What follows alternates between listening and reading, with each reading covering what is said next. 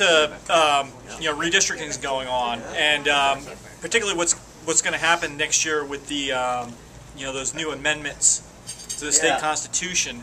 I would imagine what's likely to happen is the state legislature are going to draw some lines. They're going to send them to the governor. The governor is going to sign them. Someone's going to take it to court. After they take it to court, could the court say, okay, this is wrong, and then draw new lines, or are they going to send it back to the legislature and say, no, this is bad?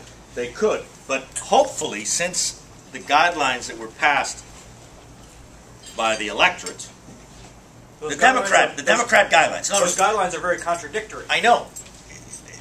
You cannot draw districts based upon and fulfilling those guidelines. So what I'm hoping is that somebody will be able to tell the court, before you throw out what the legislature has done, Your Honor, would you please, under these, or a special magistrate, somebody appointed by Your Honor, would you please draw a district or two based on these guidelines, the Democratic guidelines passed by the electorate? They can't. Even the Democrats have not presented maps. They can't. Exactly. They can't. No, it's not doable. But the plan was, if we don't control the legislature, if we don't control the governor, we don't have the governor's mansion, we don't have the legislature, talking about the Democrats, let's throw it to the courts. We saw in the recount in 2000, remember how strong they are in the courts here? So that's their plan. That's their plan. I hope that since they cannot draw districts under that those Democrat proposed amendments, that their plan won't work at the end of the day. I hope. But it was a heck of a, politically smart thing for them to do.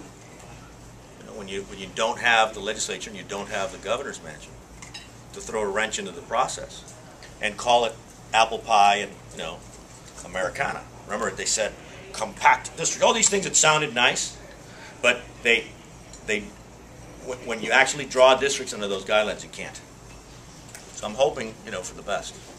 And there's a lawsuit. I mean, my brother and Corrine Brown, they joined because those districts, if they were able to succeed, remember they would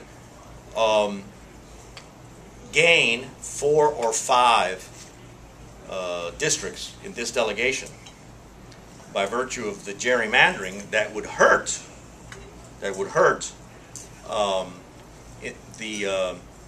most of the black members of Congress from Florida who happen to be Democrat.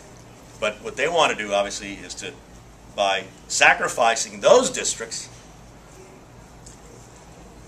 increase the total number of Democrat districts in Florida by 4 or 5 or 6.